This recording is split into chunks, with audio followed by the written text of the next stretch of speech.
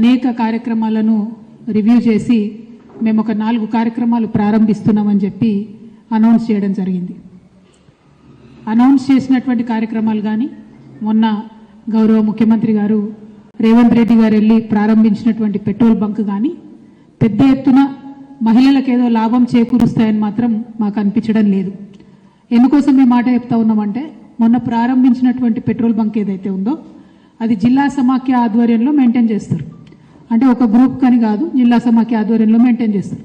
So ఆ జిల్లాలో ఎంతమంది మహిళలు ఉంటే అంతమందికి డైరెక్ట్గా ఆ పెట్రోల్ బంక్లో వచ్చే లాభాన్ని ఇవ్వడం జరుగుతుందని చెప్పి ఆ స్కీమ్ ద్వారా చెప్తా ఉన్నారు. అంతేకాకుండా ఒక 10 మంది మహిళలకు దాంట్లో ఉద్యోగాలు ఇస్తామని చెప్తున్నారు. అంటే ఒక పెట్రోల్ బంక్ పెట్టడం వల్ల ఒక 10 మంది మహిళలకు ఉద్యోగాలు ఇచ్చి జిల్లాలో ఉన్నటువంటి వేలాది సమాఖ్య సభ్యులందరికీ కూడా ఆ లాభాన్ని పంచడంతో మనిషికి ₹2 లాభం జరుగుతుంది తప్పితే అంతకు మించి ఇమీడియట్గా డబ్బు పరంగా ఆ జిల్లాలో ఉండేటటువంటి మహిళా సమాఖ్య సభ్యులకు కానీ ఎవరికి కానీ లాభం జరిగే ఆస్కారం లేదు. అయితే ముఖ్యమంత్రి గారు ఏదైతే ప్రకటించిండ్రో 1 కోటి మంది మహిళలను మేము కోటీశ్వర్లను చేస్తామని వారు ఏదైతే ప్రకటించిండ్రో వారు చేసినటువంటి ఆ ప్రకటనకు వారు ప్రారంభించినటువంటి పెట్రోల్ బంక్ మోడల్కు ఎక్కడా కూడా పొంతన పోలిక అన్నది లేదు. అదేవిధంగా నిన్న సీతక్క గారు ఇంకొక 4 కార్యక్రమాలు కూడా ప్రకటించడం జరిగింది. ఆ కార్యక్రమాలు ఏవి చూసుకున్నా కూడా 10 మంది మహిళలకు తప్పితే ఎక్కువ మంది మహిళలకు ఎక్కడ కూడా బెనిఫిట్ అయ్యేటట్టు కనపడతలేదు. అందుకనే మేము ఇవాళ తెలంగాణ జాగృతి నుండి రాష్ట్ర ప్రభుత్వాన్ని చేస్తున్న డిమాండ్ ఏంటంటే మీరు 1 కోటి మంది మహిళలను కోటీశ్వర్లు చేయడానికి నెలకు ఏదైతే ₹2,500 ఇస్తామని చెప్పిండ్రో ముందుగా మీరు అది రిలీజ్ చేయండి. ఆ కార్యక్రమం మీద ఇంతవరకు ప్రభుత్వం రివ్యూ చేయకపోవడం ఏంటని మేము సూటిగా మిమ్మల్ని ప్రశ్నిస్తున్నాం. వేలాది లక్షలాదిగా మహిళలందరూ కూడా బెనిఫిట్ కావాలంటే ముందు మీరు 2,500 కార్యక్రమాన్ని ఇమీడియట్గా ప్రారంభించాలని చెప్పి మేము డిమాండ్ చేస్తూ ఉన్నాం. వచ్చే 8వ తారీఖు మార్చి 8వ తారీఖు నాడు ప్రతి మహిళకు కూడా 18 ఏళ్ళు దాటినటువంటి మహిళకు ప్రతి ఒక్కరికి కూడా 2,500 ఇస్తామని మీరు ఏదైతే వాగ్దానం చేశారో అది ఇవ్వాలని చెప్పి మేము రాష్ట్ర ప్రభుత్వాన్ని డిమాండ్ చేస్తూ ఉన్నాం. ఈ రాష్ట్ర ప్రభుత్వం ఒక మాట చెప్తున్నది ఏంటిది, మేము 20,000 కోట్లు వడ్డీ లేని రుణాన్ని ప్రతి సంవత్సరం ఇస్తున్నాం, అట్లా 5 సంవత్సరాలకు 1,00,000 కోట్ల రుణాలను మహిళలకు ఇస్తామని చెప్తున్నారు. ఇది కూడా చాలా అందంగా ప్రభుత్వం అబద్ధం చెప్తా ఉన్నది. ఎందుకంటే కేసీఆర్ గారు ఉన్నప్పుడే ముందు కాంగ్రెస్ ప్రభుత్వం అంటే తెలంగాణ ఏర్పడక ముందు కాంగ్రెస్ ప్రభుత్వం 5 లక్షల వరకు మహిళలకు రుణాలు ఇచ్చేది. కానీ వాళ్ళు వడ్డీ లేని రుణాలు ఇస్తామని చెప్పి 1 సంవత్సరంన్నర పాటు ఇవ్వకుండా కిరణ్ కుమార్ రెడ్డి గారి పీరియడ్లో రోషయ్య గారి పీరియడ్లో ఇవ్వకుండా ఎగ్గొడితే తెలంగాణ రాష్ట్రం వచ్చినాక మొదలు సంవత్సరంన్నర వడ్డీ లేని రుణాల బకాయిలు ఏవైతే ఉంటాయో అది మా ప్రభుత్వం ఇచ్చి 5 లక్షల నుంచి 20 లక్షల వరకు కూడా రుణాలు ఇవ్వడం మేము ప్రారంభించినాం.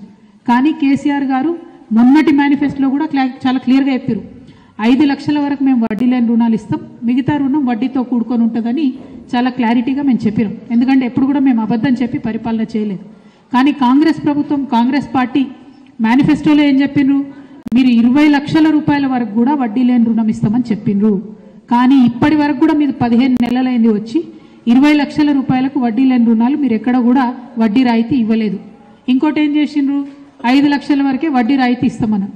కానీ ఆ 5 లక్షల వరకు ఇచ్చినటువంటి వడ్డీ రాయితీ కూడా సంవత్సరంన్నర కాలం నుంచి కూడా పెండింగ్ ఉన్నటువంటి పరిస్థితి ఉన్నది.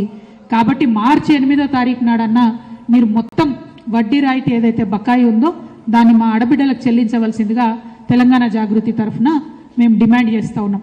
అట్లనే మీరు ఏదైతే 5 లక్షలు కేసీఆర్ మీకు వడ్డీ లేని రుణం ఇస్తున్నాడు, 20 లక్షలకు కూడా మేము వడ్డీ లేని రుణం ఇస్తామని ఏదైతే చెప్పినో మీరు ఆ క్యాప్ని పెంచండి, 20 లక్షలు కూడా వడ్డీ లేని రుణాలు ఇవ్వాలని చెప్పి మేము డిమాండ్ చేస్తూ ఉన్నాం. అది మీరు అడిగిందే, మేము చెప్పింది కాదు. కాబట్టి మీకు డిమాండ్ చేస్తూ ఉన్నాం. ఇంకొకటి, ఎవరన్నా భర్తలు చనిపోయినటువంటి ఆడవాళ్ళు ఉంటే గ్రామాలలో వాళ్ళకు ఇప్పటి వరకు కూడా విడోస్గా ఎన్రోల్ చేస్తలేరు, వితంతువుల కింద వారిని మీరు ఎన్రోల్ చేస్తలేరు. ఆల్రెడీ కేసీఆర్ గారు ఇచ్చేటటువంటి పెన్షన్లో ఇంటి పెద్ద ఆయన చనిపోతే మాత్రం ఇమీడియట్గా ఆ లేడీకి వచ్చేటట్టుగా అప్డేట్ చేస్తున్నారు. కానీ కొత్తగా వితంతువులైనటువంటి వారు ఎవ్వరు కూడా ఆడబిడ్డల పేర్లు ఒక్కటి కూడా ఇంతవరకు మీరు ఎక్కించలేదు. అదేవిధంగా ఇప్పటికీ కూడా పాత పైసలే కేసీఆర్ పెన్షనే వస్తుంది తప్పితే ఎక్కడా కూడా ఒక్క పైసా కూడా మీరు కొత్త డబ్బు ఇవ్వలేదు. అంటే గ్రామాలలో ఒక్క ఆడబిడ్డ పేరు కూడా కొత్తగా పెన్షన్లోకి ఎక్కించలేదు, ఎక్కడా కూడా ఒక కొత్త పైసా మీరు వాళ్లకు ఇంతవరకు పెన్షన్ ఇవ్వలేదు. అంతేకాకుండా మీరు ఏదైతే 2,000 నుంచి 4,000 పెంచిస్తామని చెప్పారో దానికి సంబంధించి ఒక కార్యాచరణ కూడా ముందు పడ్డట్టు కనిపిస్తలేదు. అట్లనే కొత్తగా వికలాంగులైనటువంటి ఆడబిడ్డలు ఉంటారు, వాళ్ళ పేరు కూడా ఇంతవరకు మీరు ఎక్కడ కూడా ఎక్కించలేదు. అదేవిధంగా కొత్తగా ఏజ్ దాటిపోయినటువంటి వాళ్ళు ఉంటారు, ఎవరైతే 57 ఏళ్ళు దాటిన వాళ్ళు 60 ఏళ్ళు వచ్చిన వాళ్ళు ఉంటారో వాళ్ళ పేర్లు కూడా కొత్తగా మీరు ఎక్కడ ఎక్కిస్తలేరు. అంటే కేసీఆర్ గారు ఎవరికైతే పెన్షన్ ఇచ్చిరో వాళ్లకు గదే కేసీఆర్ పైసలు 2000 ఇస్తారు తప్పితే ఒక కొత్త పేరు ఇవ్వలేదు, ఒక కొత్త పైసా మీరు గత సంవత్సరం కాలంగా ఇవ్వలేదన్న విషయం మేము ఈ సందర్భంగా తెలియజేస్తా ఉన్నాం. అదేవిధంగా 18 ఏళ్ళు నిండినటువంటి ప్రతి ఒక్కరికి ఆడపిల్లలకు, చదువుకునే ఆడపిల్లలకు స్కూటీలు ఇస్తామని మీరు చెప్పారు. దాని మీద కూడా ఖచ్చితంగా మార్చి 8వ తారీఖు నాడు ప్రభుత్వం తరఫున ప్రకటన రావాలని చెప్పి మేము ఈ సందర్భంగా డిమాండ్ చేస్తూ ఉన్నాం. అట్లానే అభయహస్తం డబ్బులు ఇస్తామని చెప్పి మీరు ఎన్నికల సందర్భంగా చెప్పినారు. అభయహస్తం డబ్బుల్ని కూడా వెంటనే రిలీజ్ చేయాలని చెప్పి కూడా మేము ఈ సందర్భంగా డిమాండ్ చేస్తూ ఉన్నాం. ఇంకొక మేజర్ విషయం, తెలంగాణ రాష్ట్రంలో ఉన్నటువంటి ఆడబిడ్డలకు కన్సర్న్ ఏముంటుందండి? ఆడబిడ్డలకు బతుకు బాగుండాలి, భద్రతతో కూడినటువంటి బతుకు ఉండాలని మేము అనుకుంటాం. కానీ ఈ రాష్ట్రంలో 20% పైచిలకు క్రైమ్ పెరిగిందని మీ యొక్క డీజీపీ గారే రిపోర్ట్ రిలీజ్ చేసి చెప్పారు. 20% రాష్ట్రంలో నేరాల సంఖ్య మహిళల మీద పెరిగిందని చెప్పారు. మరి ఆ విషయంలో ప్రభుత్వం ఏం చేస్తున్నది? ఇంతవరకు ప్రభుత్వం ఎందుకు కనీసం రివ్యూ చేయలేదు? ఈ మార్చి 8వ తారీఖు మహిళా దినోత్సవం సందర్భంగానన్నా మరి కఠినమైన కొత్త చర్యలు ఏమన్నా చేపట్టినరా? షీ టీమ్స్ని ఇంకేమన్నా మీరు ఎన్హాన్స్ చేసి పెంచుతారా, లేకపోతే ఇంకే రకంగా ఆడబిడ్డలకు రక్షణ కల్పిస్తారా అన్న విషయం మీద కూడా ప్రభుత్వం నుంచి ఖచ్చితంగా వివరణ ఇవ్వాల్సిందిగా మేము కోరుతా ఉన్నాం. ఇంకొక అంశం, చాలా మానవీయంగా ఆలోచించాల్సినటువంటి అంశం, కేసీఆర్ గారు కేసీఆర్ కిట్ అనేటటువంటి పథకం పెట్టిండ్రు. ఆ పథకంలో కేవలం కిట్టే కాదు, మొత్తం ఆ బిడ్డ గర్భవతిగా ఉండి ప్లస్ 3 నెలలు ఆ పిల్ల పుట్టినటువంటి శిశువుని చూసుకోవడానికి ప్రతి నెల 1000 రూపాయలు కేసీఆర్ గారు ఇచ్చినటువంటి విషయం మీరు గమనించాలి. అది మానవత్వంతో కూడినటువంటి నిర్ణయం. ఎందుకంటే ఒక కూలీ తల్లి తను తల్లి అయితే పని చేయలేదు కాబట్టే మరి డబ్బు ఇవ్వాలని చెప్పి కేసీఆర్ గారు సంకల్పించారు. ఆఖరికి ఆ కూలీ తల్లి దగ్గర కూడా నెలకు 1000 రూపాయలను లాగేసుకున్నటువంటి ప్రభుత్వంగా మీరు అప్రతిష్ట పాలు కాకండి. దయచేసి ఆ పథకాన్ని వెంటనే పెట్టండి. మీకు కేసీఆర్ పేరు ఇష్టం లేకపోతే సోనియా గాంధీ పేరో రాజీవ్ గాంధీ పేరో ఎవరో పేరు పెట్టుకోండి, కానీ ఆ కూలీ తల్లికి మాత్రం బెనిఫిట్ చేస్తూ గర్భవతి అయినటువంటి ప్రతి పేద ఇంటి ఆడపిల్లకు ఆమె గర్భం దాల్చి శిశువు 3 నెలలు వచ్చే వరకు నెలకు 1000 రూపాయలు ఇవ్వాల్సిందిగా మహిళా దినోత్సవం సందర్భంగా నేను ప్రభుత్వాన్ని డిమాండ్ చేస్తూ ఉన్నాను. అట్లనే స్కూళ్లలో మిడ్ డే మీల్స్ చేసేటటువంటి కార్మికులందరూ కూడా 95% కూడా మహిళలే ఉన్నారు. వాళ్ళకి ఇదివరకే కేసీఆర్ గారు జీతాలు పెంచిండ్రు, కానీ కనీసం మీరు పెరిగినటువంటి ఆ జీతాలను మీరు అమలు చేయలేనటువంటి పరిస్థితులలో ఉన్నారు. కాబట్టి ఆ ఆడబిడ్డలను ఆదుకునేటట్టుగా మీరు మిడ్ డే మీల్స్లో ఇమీడియట్గా వాళ్ళ జీతాలు పెంచవలసిందిగా కూడా మహిళా దినోత్సవం సందర్భంగా నేను డిమాండ్ చేస్తూ ఉన్నాను. అట్లనే మహిళలు కార్మికులుగా అనేక రంగాల్లో ఉంటారు, వారు ఎవ్వరి పట్ల కూడా మీరు ప్రత్యేకమైన కన్సర్న్ చూపిస్తలేరు. అది మున్సిపాలిటీలో స్వీపర్ల దగ్గర నుంచి మొదలు పెడితే గ్రామ పంచాయతీలో పనిచేసేటటువంటి వాళ్ళ వరకు కావచ్చు, ఎవరిని కూడా మహిళా కార్మికులను ప్రత్యేకంగా గుర్తించి మీరు వాళ్ళకి కావాల్సిన ఫెసిలిటీస్ ఇస్తలేరు. ఆర్టీసీలలో కండక్టర్లు ఉంటారు, వాళ్ళకైతే అలవిగాని ఇబ్బంది ఉన్నది, చాలా చోట్ల సదుపాయాలు లేవు, అయినప్పటికీ మీరు పట్టించుకున్నటువంటి పరిస్థితి ఉంది. సో మహిళా కార్మికుల మీద ఒక ప్రత్యేక కార్యాచరణ ప్రకటించవలసిందిగా నేను ప్రభుత్వాన్ని డిమాండ్ చేస్తూ ఉన్నాను. మరి ఇట్లా చెప్పుకుంటూ పోతే ఆనాడు కేసీఆర్ గారు ఏ పథకం చేపట్టినా ఏం చేసినా కూడా అంగన్వాడీలు ఉంటే ఉదాహరణకు జీతాలు మనం 2-3 దఫాలుగా పెంచుకున్నాం. మీరు మేనిఫెస్టోలో ప్రామిస్ చేసిండ్రు 18,000 జీతాలు పెంచుతాం అంగన్వాడీకని.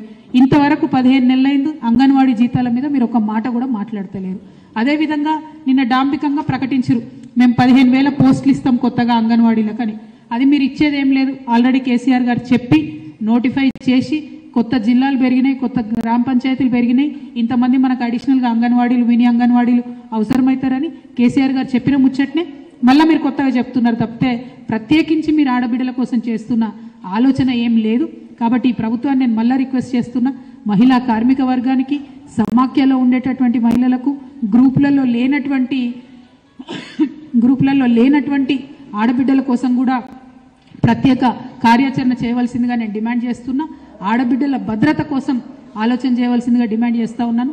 చదువుకునే ఆడపిల్లలకు ఫీ రియంబర్స్మెంట్ మీరు ఇస్తలేరు, బీసీ ఎస్సీ ఎస్టీ మైనారిటీ ఆడపిల్లలకు.